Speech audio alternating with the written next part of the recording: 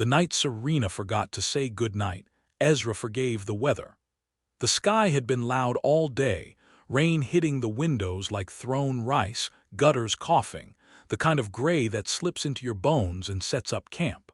He forgave the deadlines too, the new software rollout she'd been managing from a laptop that now seemed more like a second heart than a machine. He forgave the ache in her shoulders, the way she leaned into the couch with a sigh that used to be his name and had become something shapeless, like fog. What he couldn't forgive was the smile she gave the screen. It wasn't the smile she gave him when he came home with takeout and a story, the one that started in the eyes and came down like sunlight. This was shorter, sharper, an arrow let loose quietly, almost guilty as it landed somewhere he could not follow. That smile burned a hole through the room and he felt the draft from it, a cold that didn't belong to the rain. Ezra and Serena had built ordinary magic. Dinner at 7:10 because 7 o'clock always ran late. The twins, Nova with her constellation of freckles, Theo with his storm-gray eyes, bathed at 7:45, arguing over who got the green towel. Lights out at 8:30 for the little ones. Dishes by 9 o'clock, and by 9:30 the ritual couch time where his weight tipped the cushion just enough that her shoulder found its groove against him. Seasons had passed in that lean, jobs won and lost. A miscarriage they grieved with hands held under blankets, a mortgage that made them learn spreadsheets at the kitchen table like a second language. They were not perfect, but they were a practice. So when Serena's phone began living face-up on the table, when her thumb began twitching like a nervous animal even in conversation, Ezra started taking inventory. Not of her sins, he wasn't ready to name anything a sin, but of the absences. Missing a school concert because the meeting ran over. Leaving a plate in the sink, not in rebellion, but because her brain had been hooked like a fish by a notification. Dinner where she laughed at nothing he could hear, then said, "It's just a meme," without offering the phone, the way she used to tilt it toward him like a shared sunrise. He asked careful questions. "All okay? You seem far. Anything I can take off your plate?" Serena kissed his cheek and said, "I'm just tired," but the tired didn't put her to sleep. It put her online. He told himself stories that were kinder than his instincts. She's burned out. She's chasing a promotion. She's leaning on new colleagues. People need novelty the way plants need pruning. Maybe this will pass. He offered patience like an altar and waited for miracles.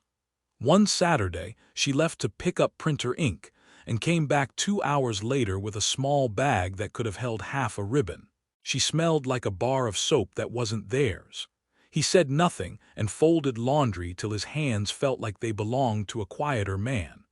The silence arrived like weather too, but not the kind you can smell coming.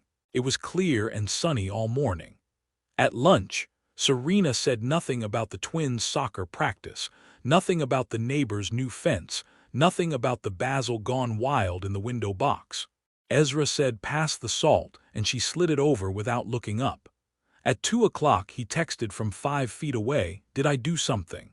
He watched her read it, lock the phone, and go back to scrolling, a denial so complete it felt like erasure. By evening it wasn't a mood, it was a stance. She moved through him like a ghost who had never known walls. Theo tugged at her sleeve, "Mama, look," and she put a hand on his head without focusing her eyes.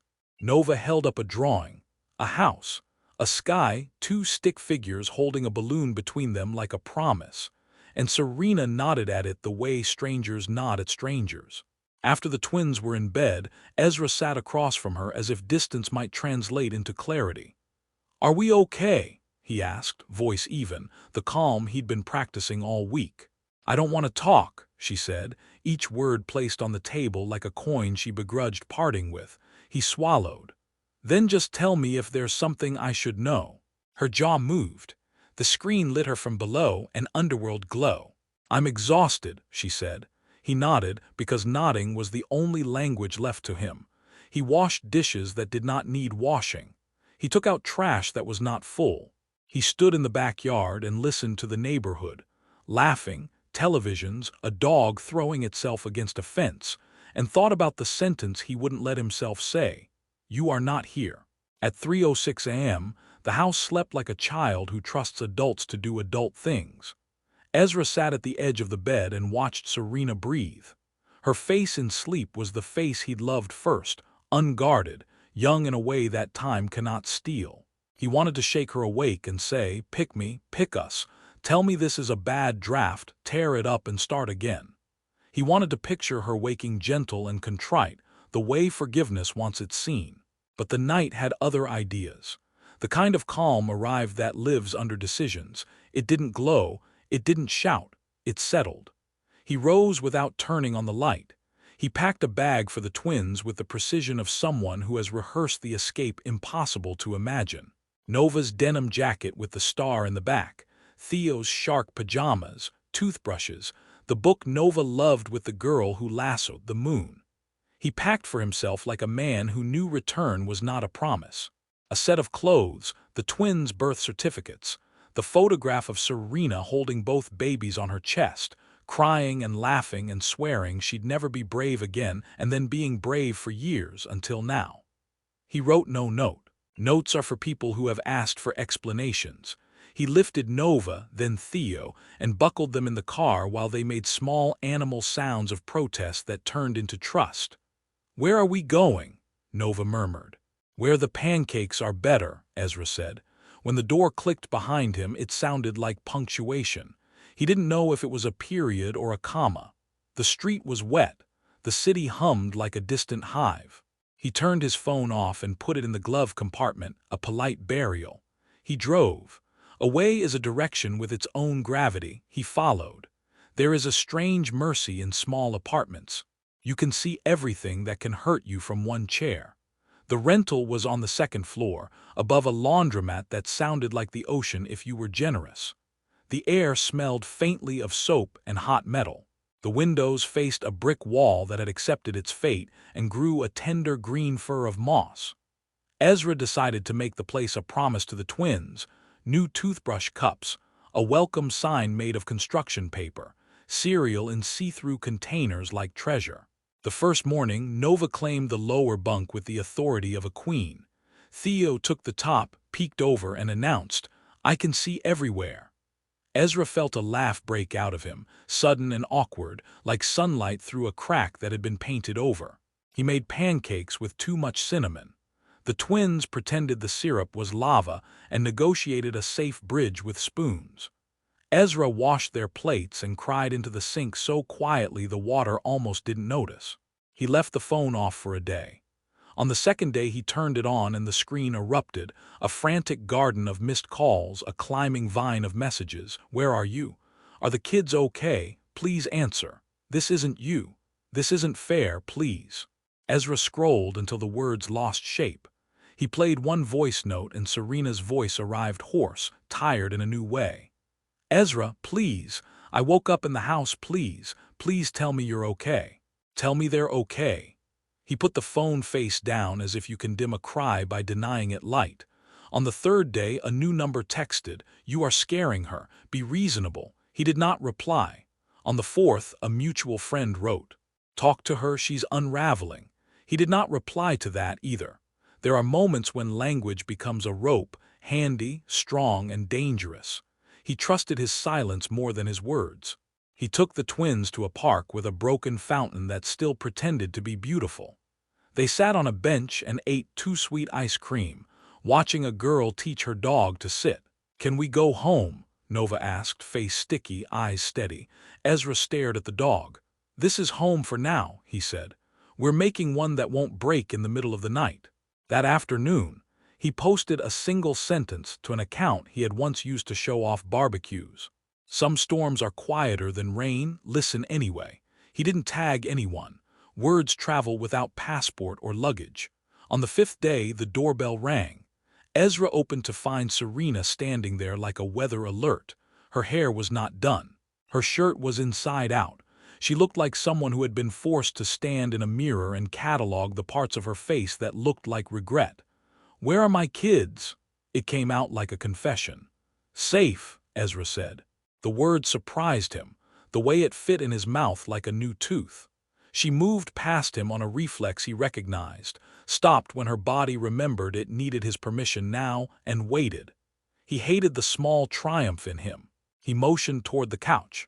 Nova ran in and attached herself to Serena's waist like a remora to a shark unaware it's become a sanctuary. Theo was slower. He came in, looked, then retreated, then came again, wary the way animals are when a familiar voice comes from a stranger shape. Serena crouched. "Can I hug you?" she asked. Theo nodded, not because he forgave her but because he understood how to be human. They sat. The twins drew at the small table with crayons that had already lost their paper coats. Ezra poured water and placed it in front of Serena because hospitality is a habit you either lose or it saves you. She held the glass with both hands, as if it might float away. "I'm sorry," she said. It sounded like someone else had written the script and she was trying to make the line fit her mouth. She stopped. He waited, not generously. He waited like a judge waits for the defendant to commit to a story. "I was cruel," she said, eyes dropping. "Not in a big way you can hold up to the light, in a small, daily way, and it makes me more ashamed." She took a breath. "His name is Mark." The name sat on the table, a cheap coin with too much shine. Ezra looked at the twins. Nova had drawn a rainbow that started and ended on the same page. Theo had drawn a dinosaur with a smile more human than any face in the room. "Do you love him?" Ezra asked. It was a fair question and an unfair arena. "No," Serena said, and Ezra believed her for the cruelest reason, because the truth made her look worse, not better. It felt like attention, like proof I still had a face someone noticed. I liked being clever for someone who didn't have to do the dishes with me. I told myself nothing was happening, because permission is easier to grant when you lie in small syllables. Ezra nodded, the way one nods at a diagnosis. "Yes, that is the word we are using." "You ignored me," he said. "Not once, you practiced, you got good at it." He swallowed. "You made me an amateur in my own house." Serena's eyes wet and stayed wet, like someone filling a bucket slowly. "I did," she said. "I thought silence was less violent than a fight. I cut the volume and left the knife sharp." Ezra stared at the water sweating on the glass. "I left because the twins need to learn that love is not a room where one person whispers and the other person learns to lip read."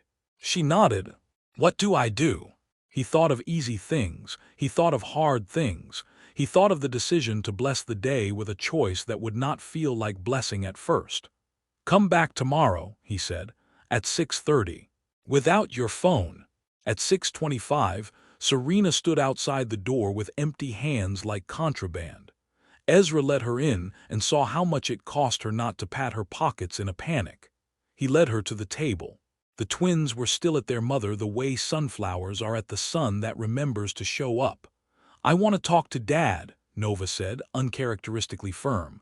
"Just Dad, privately." They stared. She was 7 and had inherited the audacity of truth.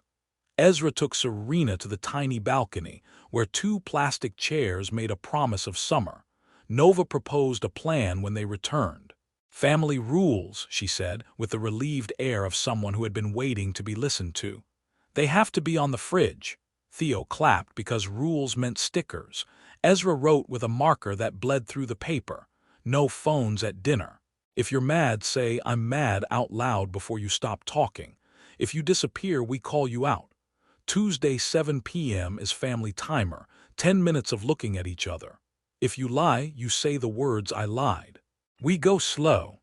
Serena added, "If I talk to a man who is not my father or brother or husband, Dad gets to read it first." She winced at herself and left it there anyway. Ezra nodded and felt the humiliation of what love had become and the possibility that humility would do a better job. Serena went to therapy like someone who had found a cliff edge and wasn't sure how to back up. She came back with words too big for casual conversation: intermittent reinforcement, object constancy, self-soothing, and held them up like bruises to be named, not justified.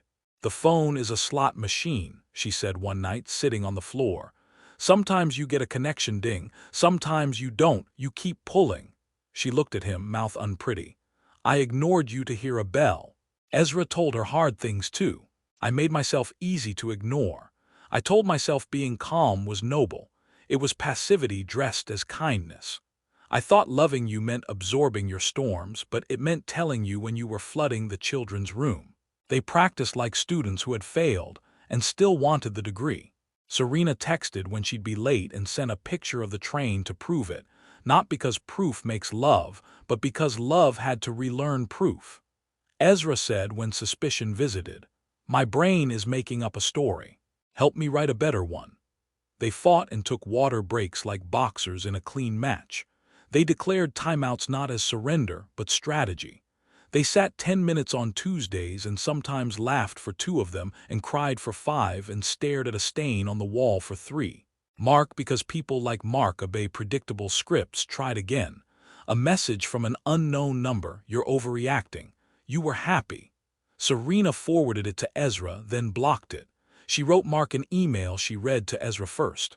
"There is no world where you and I speak again. This is not negotiable. You were a spark in a dry field. I am putting you out with water." She sent it, then stood at the sink and let cold water run over her wrists as if cooling the part of her that liked to burn. They visited the old house to get the things that made them more themselves. The rooms stared back, empty in the way rooms are when they remember voices but have nothing to echo. Ezra ran a hand along the hallway where Theo had measured himself in pencil marks like a tree. Serena stood in the bedroom and touched the corner where the nightlight had thrown its soft halo. "I weaponized quiet here," she said. "I made a church of it and pretended I was praying." She took a breath that sounded like oxygen, finding a patient who had forgotten how to inhale. Back at the apartment, Ezra unrolled a rug that belonged to no one but them. Serena took pictures off their phones and printed them at the copy shop. Nova on the slide, Theo asleep in a car seat with his mouth open like a tiny singer. Ezra holding Serena's face on a day when neither of them looked like they knew how to leave.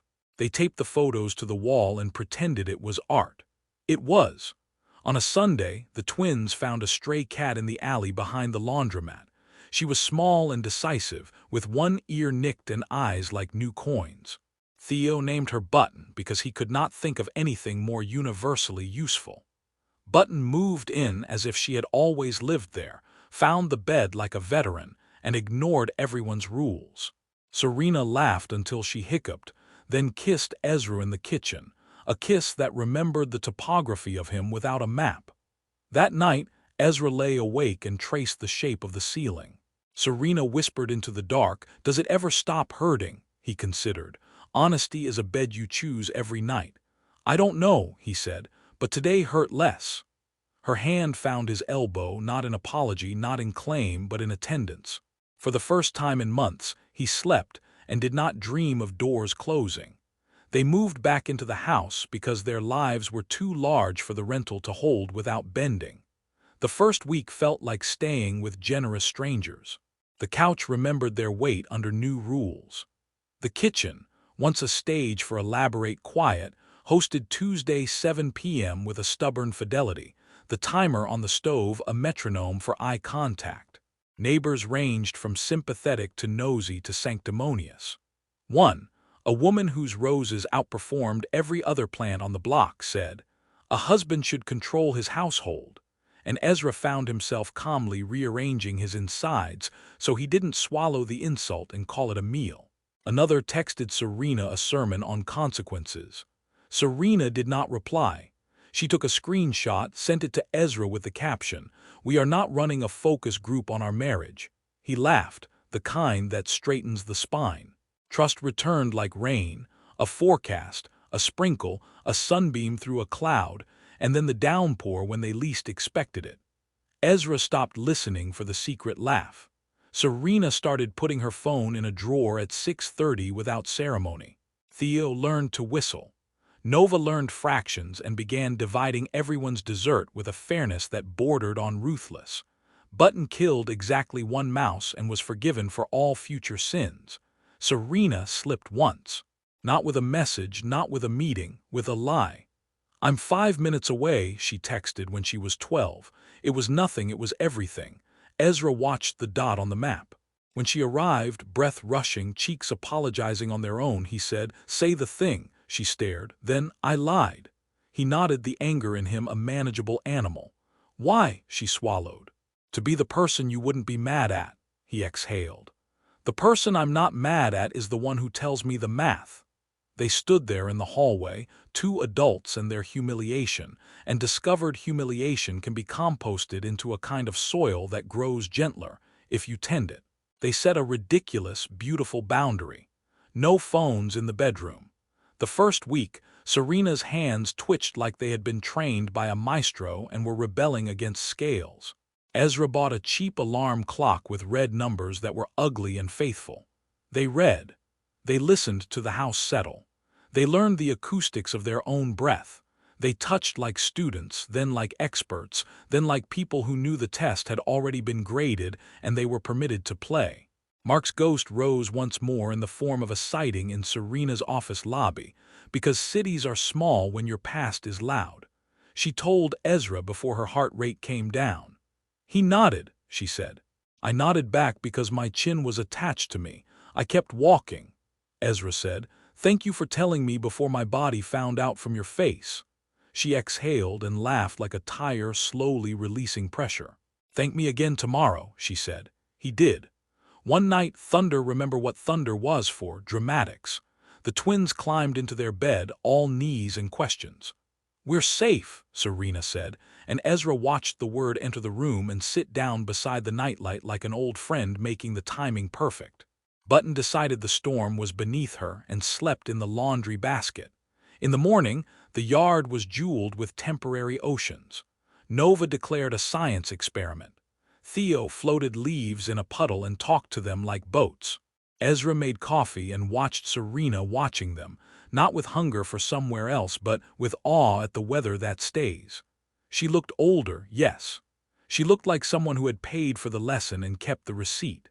The envelope arrived on a Tuesday because the universe loves a bad joke. Petition for legal separation. It wore its triangles like a crisp suit. Ezra held it. Serena saw it and went white around the mouth. "I filed it the week you left," she said. "I was panicking and wanted to control something. I meant to withdraw. Then I pretended the paperwork would cancel itself." She reached for it. "I'll fix it." "Wait," Ezra said, surprising himself. They read it together, like a map to a country they had chosen not to visit. Serena took her pen and wrote across the top in heavy ink, "Void by choice." She put it back in the envelope, addressed it, and kissed the seal before the adhesive could pretend it didn't need heat. "I am done with autopilot," she said. He believed her because the sentence did not perform. That night, Tuesday at 7 o'clock, the timer went off and no one moved. The twins were painting the cat. Button looked resigned. Serena looked at Ezra. He turned the timer off and said it again. "We start when we start," he said. They sat across from each other while the house tried on silence the way a fitting room tries on light. "What do you need?" he asked. "Permission to need," she said. "What do you need?" she asked back. "To not be a saint," he said. "To not soak, to spill when I'm full." They were not noble, they were learning. It turned out that the marriage didn't end, it molted. It shed a skin so tight it had cut off circulation, and they stood there blinking as the new one hardened around them. At school, Theo punched a boy who called his sister Freckle Face. Ezra and Serena sat in the principal's office, bodies angled toward each other like parentheses protecting a sentence. "We don't hit," Serena told Theo. "We defend, we speak, we tell an adult." Theo's chin trembled. He made Nova small.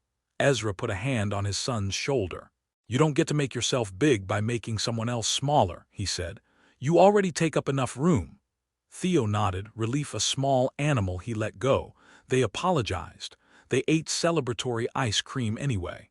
Moral clarity is not incompatible with sprinkles. Serena started a group chat named Home, with exactly 4 members and no memes, only logistics and pictures of spectacularly ordinary beauty.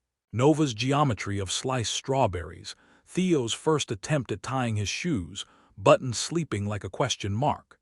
Ezra found himself checking that chat the way he once checked Serena's face and felt the difference, how one fed him and the other had starved him while calling it a feast. Luca, Ezra's friend who'd watched him become a shadow and then a man again, came over with a grill pan and a bottle of wine with a label too proud of itself. "What's the secret?" he asked while the meat hissed politely. Ezra thought. He wanted to say therapy, he wanted to say time, he wanted to say the kids. He said, "We say the sentence 'I don't trust you yet' out loud when we need to." Luca blinked.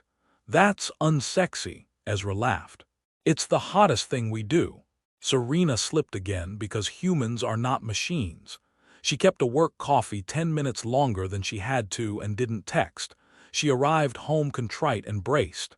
"I didn't want to tell you," she said, "because I didn't want to watch you get smaller." Ezra felt the old animal pace in his ribcage. He took a glass of water to the back steps and watched the neighbor's wind chimes perform an argument with physics. He returned. "Tell me and let me decide my size," he said. "Don't manage me, walk with me." She nodded, tears like rain that refuses to dramatize. "I'm learning to put my shame down without handing it to you," she said. He exhaled. The old script tried to climb up his throat like ivy. He cut it there. "Okay," he said, "we make a new rule. If you add 10 minutes to a plan, you text the words adding 10. I won't ask why." She smiled through mess. "It's ridiculous." He grinned. "It's a handrail. We can always take it down when the stairs feel safe again." They wrote new vows in the kitchen one Tuesday, while the soup simmered without their supervision, and somehow did not boil over. They stood facing each other, dish towel like a stole over Ezra's shoulder, Button pretending not to officiate from the counter. "I vow to tell you when I'm lonely before I look for witnesses who don't owe me the truth," Serena said. "I vow to tell you when I'm angry before it ferments into punishment," Ezra said. "I vow to invite you into my stress instead of making you compete with it," she said. "I vow to forgive like maintenance, not like magic," he said. "Slow, often, badly at first, better with practice." "I vow to be boring with you on purpose," she said, and they both laughed because the joke carried the weight of a cathedral. They kissed. It wasn't cinematic, it was accurate. They were building a life where accuracy was erotic. The twins announced they were starting a club, the Club of Staying. "What are the rules?" Ezra asked. Nova listed them with ruthless joy. "Rule 1, no leaving during storms. Rule 2, we can be quiet but not mean. Rule 3, Button is in charge of snacks." Button, to her credit, did not dissent. Serena came home late one Wednesday and found Ezra on the porch reading. She sat beside him with the energy of someone who has run out of performative apologies and discovered actual ones are quieter. "I told my therapist I think I liked being the one who could hurt you, because it meant I had power," she said. Ezra put the book down, a ritual sacrifice. "Do you still want that?" She shook her head. "I want to be the one who knows where the matches are and uses them to light the stove." He didn't speak for a while. The porch light clicked on, a moth theater of one. "Good," he said. "I want to stop hiding the water." They made love that night with the shamelessness of people who had heard the worst, and stayed to hear how the rest of the sentence goes. In the morning, the twins woke them by declaring that pancakes should be a weekday, not a weekend, event. Ezra flipped batter like a magician. Serena poured syrup like a sacrament. On the anniversary of the night, the door clicked and punctuation hurt. Ezra woke early and made coffee with care that looked like prayer. Serena joined him with hair sleep-tossed and face unguarded. They sat in the day's gentle throat, listening to the house breathe.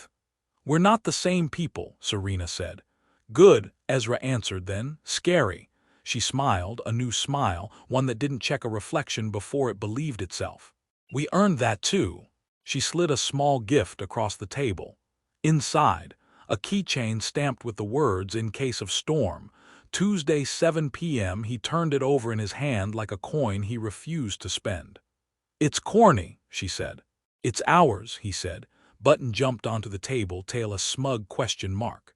Serena shooed her without malice. The twins thundered in, two weather patterns that never conflicted for long. Nova held a shoebox. "We made a time capsule," she announced. "Everything that helped us not break." Inside, the Tuesday timer, a sticker sheet with only stars left, a grocery receipt with cilantro circled because Theo had declared it soap and they had laughed for 15 minutes. A printout of the family rules, creased, stained, precious. A photo of the four of them standing in front of a house that had learned to hold. They buried it under the maple in the yard because symbolism is a meal a family deserves to eat sometimes. Ezra dug.